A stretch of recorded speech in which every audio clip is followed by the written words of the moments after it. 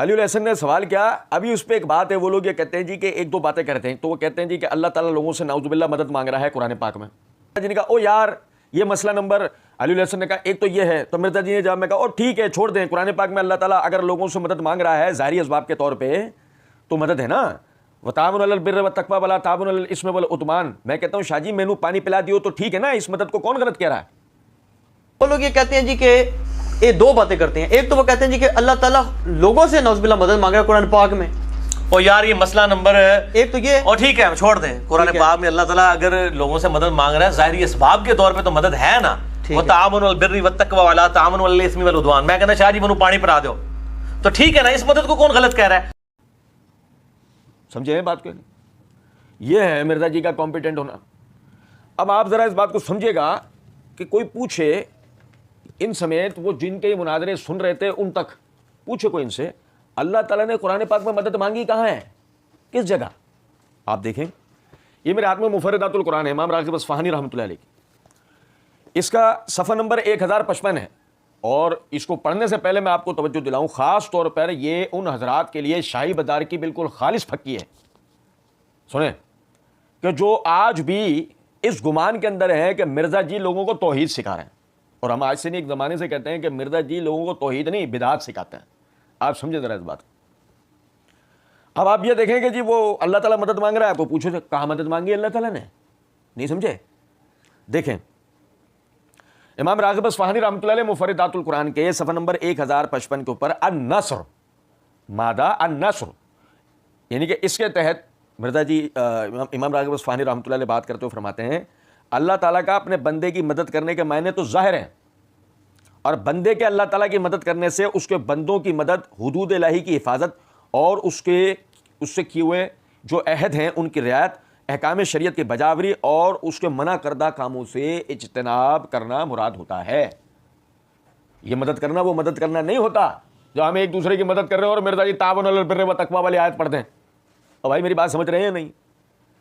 یہاں مرزا جی کا اشارہ اصل میں تھا, یعنی کہ مرزا جی اور مرزا جی کے قبیلے کے جو لوگ ہیں ان کا اشارہ تھا اس بات کی طرف کہ جو یعنی کہ اللہ رب العزت نے سورہ محمد کے اندر فرمائی ہے ان تنصروا اللہ ینصرکم ویثبت اقدامکم, تم اللہ کے دین کی مدد کرو گے اللہ تمہاری مدد کرے گا اور تمہیں ثابت قدم کر دے گا. تب وہاں وہ یہ کہنے تو اللہ مدد مانگ رہا ہے.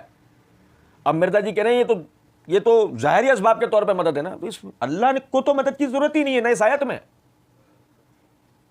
ان تنصروا اللہ کا مطلب وہ انہوں نے خود بیان کرا ہے کہ اس سے مراد یعنی کہ اللہ کے بندوں کی مدد کرنا ہے, حدود الہی کی حفاظت اور اللہ سے کیے ہوئے جو عہد ہیں مومنین کے, مسلمانوں کے, ان میں رعایت کرنا ہے, اور یعنی کہ احکام شریعت کی بجاوری وغیرہ ہے.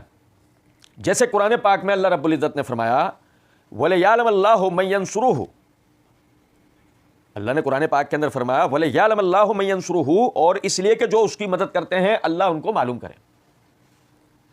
اب یہاں مدد سے مراد کیا, بھی ہم اور مزید آگے پڑھیں گے. یا جیسے دوسرے مقام پہ سورہ محمد ہی کی آیت کی طرف انہوں نے اشارہ دیا ہے ان تنصروا اللہ ینصرکم, اگر تم اللہ کی مدد کرو گے تو وہ تمہاری مدد کرے گا. پھر تیسری جگہ اللہ نے فرمایا کونوا انصار اللہ, اللہ کے مددگار بن جاؤ. اب یہاں پہ سمجھے ذرا بات کو کہ یہ اللہ کی مدد کرنا اور اللہ کے مددگار بننے کا مطلب کیا تھا. یہ دیکھیں میرے ہاتھ میں مسند احمد ہے. مسند احمد کے اندر یہ ہے جلد نمبر 6 کا صفحہ نمبر 115 حدیث نمبر 14510. جابر رضی اللہ تعالی عنہ سے مروی ہے کہ نبی علیہ السلام 10 سال تک مکہ مکرمہ میں رہے اور عکاظ, مجنہ اور موسم حج میں میدان منی میں لوگوں کے پاس ان کے ٹھکانوں پر جا کر ملتے تھے اور فرماتے تھے کہ مجھے اپنے یہاں پر کون ٹھکانہ دے گا, کون میری مدد کرے گا, کون میری مدد کرے گا کہ میں اپنے رب کا پیغام پہنچا سکوں اور اسے جنت مل جائے.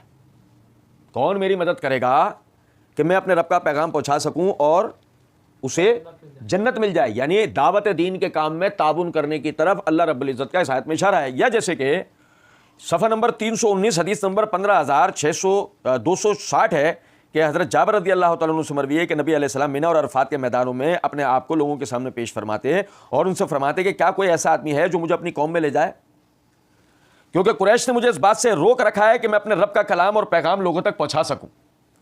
اس دوران ہمدان کا ایک آدمی نبی علیہ السلام کے پاس آیا.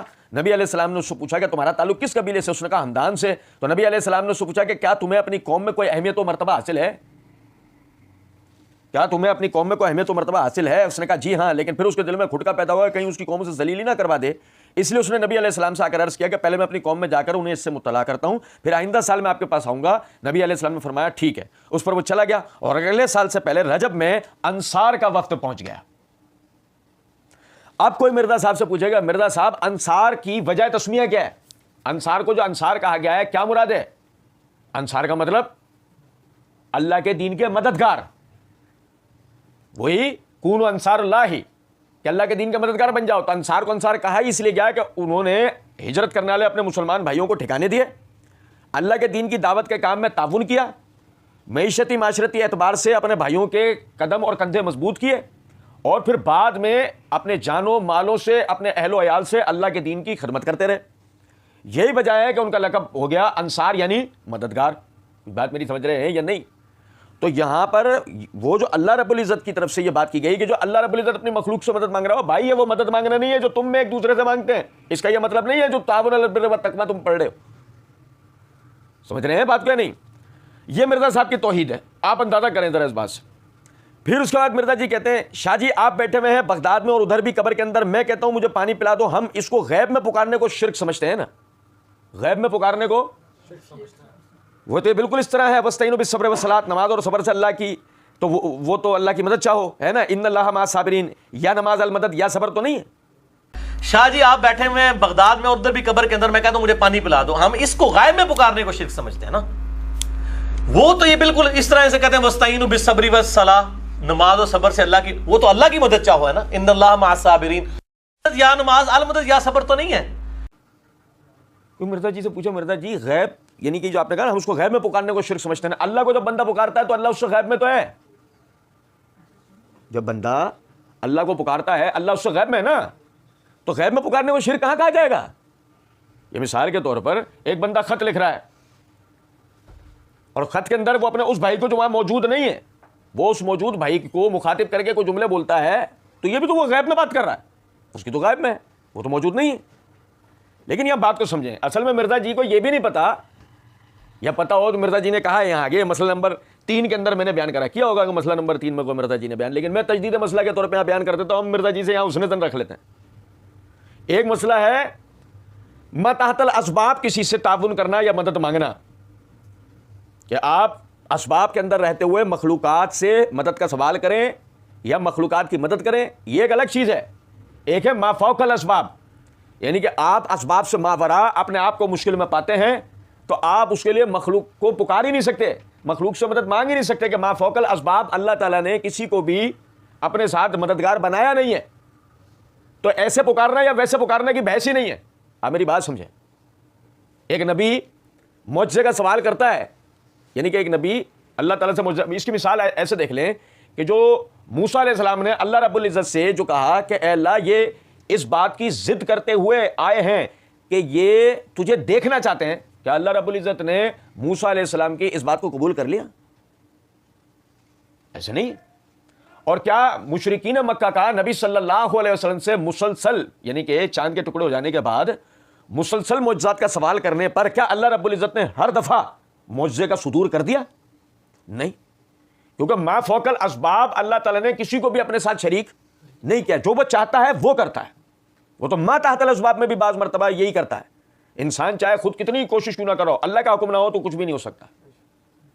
کیا عجیب و غریب بات ہے کہ آدمی جو نا وہ یہ باتیں کر رہا ہے کہ جی غیب میں پکارنا اور فلانا پکارنا اور یہ, ارے بھائی بحث اس سے نہیں ہے, بحث ہے ما تحت الاسباب ما فوق الاسباب سے. اور دیکھیں کہتے ہیں اصل جھگڑے کو سمجھیں, ہم یہ نہیں کہتے کہ پکارنا کسی کو منع ہے, ہم کہتے ہیں مدد کے لیے پکارنا منع ہے. ہم یہ نہیں کہتے کہ پکارنا کسی کو منع, ہم کہتے ہیں مدد کے لیے پکارنا منع ہے. یا مرزا جی وہی کیا بات کر رہے ہیں, وہ لبیک لبیک یا رسول اللہ, لبیک یا حسین کے اوپر مرزا جی بات کر رہے ہیں. ہم یہ نہیں کہتے کہ پکارنا کسی کو منع ہے, ہم کہتے ہیں مرزا جی بات یہ نہیں ہے کہ آپ یہ نہیں کہتے پکارنا منع ہے, ہمیں کہتے ہیں ثابت ہے. ثابت ہے کہ نبی صلی اللہ علیہ وسلم کا انتقال ہو گیا اور صحابہ کرام کا, تابعین, اہل بیت میں سے کسی کا انتقال ہو گیا اور آدمی انہیں مخاطب کے صیغے سے پکارے, یہ ثابت شدہ بات ہے. بات تو یہ ہے نا. اگر آپ پیچھے ہی مسئلے کا خود اپنی زبان سے حل کر کے آئے ہو السلام علیکم ایھا النبی میں, وہیں ہم نے بھی اس بات کا جواب دیا تھا کہ صحابہ میں سے بعض سے السلام علی النبی پڑھنا بھی ثابت ہے. تو اس کو کیوں چھوڑ دیا آپ نے؟ تو اصل بات یہی ہے کہ آپ دیکھیں کہ مسئلہ اس سے نہیں ہے کہ پکارنا، ہم کہتے ہیں پکارنا، مدد کے لیے پکارنا، دونوں میں ثبوت چاہیے. پکارنا یا مدد کے لیے پکارنا، دونوں میں ہی ثبوت کی بحث ہے. علی الحسن نقوی صاحب نے کہا اور پھر یہ دلیل دیتے ہیں کہ رسول پاک نے حضرت موسیٰ علیہ السلام سے مدد لی ہے. مرزا جی نے جواب میں کہا المدد یا موسیٰ کہا ہے؟ نہیں. ان کے سفر کے دوران کو مرزا جی پوچھا اچھا مرزا جی کوئی المدد نہ کہے، پھر صحیح ہے، پھر صحیح ہے پکارنا، پھر ٹھیک ہوگا. کوئی المدد نہ کہے، ایسے نہ کہے، وہ ویسے ہی پکارے. اب کیا غیر اللہ کو پکارنا جائز ہو جائے گا؟ مرزا جی آپ کی توحید کا لیول چیک کر رہے ہیں، کراؤ. آپ کے توکل کا لیول چیک کریں، آپ کے صحیح العقیدہ ہونے کا لیول چیک کراؤ. ایک بات ان کے سفر کے المدد یا موسیٰ کا ہے نہیں، ان کے سفر کے دوران آئے، انہوں نے مشورہ دیا، واپس چلے گئے. یہاں بھی اگر نبی صلی اللہ علیہ وسلم ہمارے سامنے موجود ہوں، ہم اپنے مسئلے ان کے سامنے لے کے جائیں گے. صحابہ لے کے جاتے تھے، آپ صلی اللہ علیہ وسلم کسی کا پاؤں ٹھیک کر دیتے، ٹھیک کر دیتے تھے. آشوب چشم مولا علی کا ٹھیک کر دیا غزوہ خیبر کے موقع پر، بخاری مسلم میں آتا ہے. اصل جھگڑے کو سمجھیں. ہم یہ نہیں کہتے ہیں کہ پکارنا کسی کو منع ہے، ہم کہتے ہیں مدد کے لیے پکارنا منع ہے. اور پھر یہ دلیل دیتے ہیں جی رسول پاک سے حضرت موسیٰ علیہ السلام سے مدد لی ہے. المدد یا موسیٰ کا ہے نہیں، ان کے سفر کے دوران آئے، انہوں نے مشورہ دیا، واپس چلے گئے. یہاں بھی اگر نبی صلی اللہ علیہ وسلم ہمارے سامنے موجود ہوں، ہم اپنے مسئلے ان کے سامنے لے کے جائیں گے. صحابہ لے کے جاتے تھے، آسم کسی کی پاؤں ٹھیک کر دیتے تھے، اشوب چشم مولا علی کا ٹھیک کر دیا غزوہ خیبر کے موقع پہ، بخاری مسلم میں آتا ہے. باقی یہ دیکھو ذرا، یہ ہے توحید پرستوں کی زبان. ذرا ملاحظہ کریں آپ. مرزا جی کے لیے جو لوگ کہتے ہیں نا نہیں، آپ یہ دیکھو توحید کیسی بیان کرتا ہے، یہ ہو رہا ہے توحید کا بیان. ذرا سننا ذرا بات، یہ ہے ان کا عقیدہ کہ ابھی ہمارے سامنے نبی صلی اللہ علیہ وسلم موجود ہوتا ہے، ہم ان کے سامنے مسئلے لے کے جاتے ہیں، صحابہ لے کے جاتے تھے، آپ صلی اللہ علیہ وسلم کسی کا پاؤں ٹھیک کر دیتے تھے، آشوب چشم مولا علی کا ٹھیک کر دیا غزوہ خیبر کے موقع پہ، بخاری مسلم میں آتا ہے.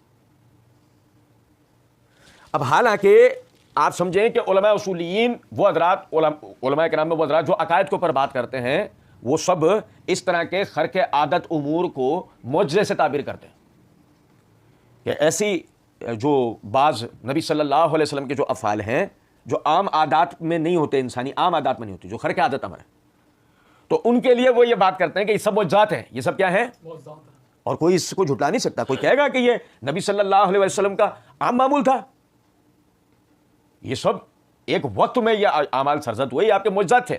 اور جب اگر یہ آپ کے معجزات تھے تو اب ذرا سننا بات، معجزہ نہ تو ایک تحدی عمل ہے نہ ہی کسبی عمل ہے، یہ تو اللہ رب العزت کی طرف سے جب وہ چاہے ہوتا ہے. اور یہ دیکھیں، یہ میرے ہاتھ میں مقدمہ ابن خلدون، علامہ ابن خلدون رحمۃ اللہ علیہ مقدمے میں صفحہ نمبر 202 کے اوپر وہ لکھتے ہیں انبیاء کرام علیہم الصلاۃ والسلام کی ایک پہچان یہ بھی ہے کہ ان سے معجزوں کا صدور ہوتا ہے جو ان کی صداقت کے دلائل میں سے ہیں. معجزوں کی تعریف، معجزے ان افعال کو کہتے ہیں جس سے بشر عاجز ہوتا ہے، اس لیے ان کو معجزات یعنی عاجز کر دینے والے کہا جاتا ہے. اس قسم کے افعال انسانی طاقت سے باہر ہوتے ہیں، اس قسم کے افعال انسانی طاقت سے باہر ہوتے ہیں. اور آگے دیکھیں ذرا بات، آگے وہ کہتے ہیں کہ معجزوں کے وقوع کی کیفیت میں اور اس میں کہ یہ صداقت انبیاء پر کس طرح دلالت کرتے ہیں اختلاف ہے. متکلمین اپنے اس اصول پر کہ حق تعالیٰ فاعل مختار ہے، حق تعالیٰ یعنی اللہ رب العزت فاعل مختار ہے، کہتے ہیں کہ معجزے اللہ کی قدرت سے ظاہر ہوتے ہیں، اس میں نبی کے فعل کو دخل نہیں. اگرچہ معتزلہ کے نزدیک بندوں کے افعال بندوں ہی سے صادر ہوتے ہیں، مگر معجزے ان کے افعال کی جنس میں سے نہیں. اور تمام متکلمین کے نزدیک نبی کو معجزات میں محض اتنا ہی دخل ہے کہ وہ ان سے لوگوں کو اللہ کے حکم سے للکارتا ہے اور معرضے کی دعوت دیتا ہے. کیا پتہ لگا؟ معجزہ نبی کا اپنا فعل یہ اللہ رب العزت کی طرف سے ہوتا ہے. نبی کو صرف یہ ہوتا ہے کہ نبی اس کے تحت وارننگ دیتا ہے، سامنے والے کو للکارتا ہے اور اس کے خلاف کچھ کرنے کی طرف توجہ دلاتا ہے. یہ معجزہ ہو گیا، اب تم اس کے مخالف کچھ کر کے دکھا دو، یہ معجزہ ہے.